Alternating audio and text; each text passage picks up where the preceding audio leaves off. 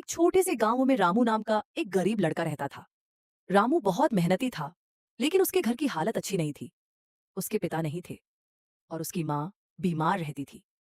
रामू रोज जंगल से लकड़ियां लाता और उन्हें बेचकर घर का खर्च चलाता था। एक दिन रामू हमेशा की तरह जंगल में लकड़ियां काटने गया। काम करते करते उसे बहुत प्यास लगी। वह पानी ढूंढने लगा। थोड़ी दूर जाने पर उसे एक पुराना कुआं दिखाई दिया। कुएं के पास एक मिट्टी का मटका रखा हुआ था। रामू ने सोचा, शायद इसमें पानी होगा। उसने मटके का ढक्कन खोला, लेकिन अंदर पानी नहीं था।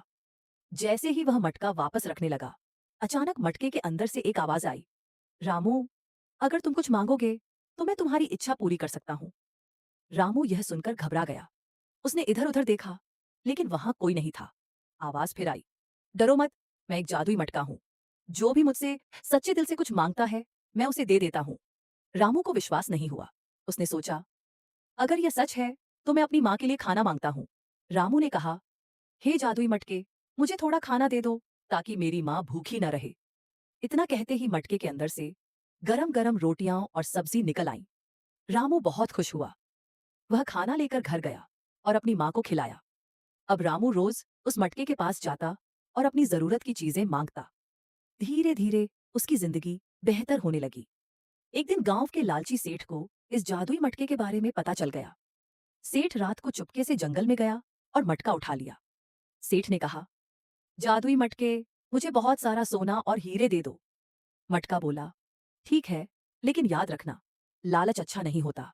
सेठ ने हंसते हुए कहा, मुझे जितना हो सके उतना सोना चाहिए। अचानक मटके से सोना निकलना शुरू हो गया, लेकिन वह रुक ही नहीं रहा था। सोना इतना ज्यादा हो गया कि सेठ उसके नीचे दब गया और चिल्लाने लगा। डर के मारे उसने कहा, बस, बस, मुझे माफ कर दो। तभी सोना निकलना बंद हो गया। अगले दिन रामू वहां पहुंचा। उसने देखा कि सेठ डरा हुआ बैठा है। सेठ ने रामू से माफी मांगी और कहा, मैंने लालच किया, इसलिए मुझे सजा मिली। रामू ने मटका उठाया और बोला, इस जादुई मटके का इस्तेमाल हमें सिर्फ जरूरत के लिए करना चाहिए, लालच के लिए नहीं।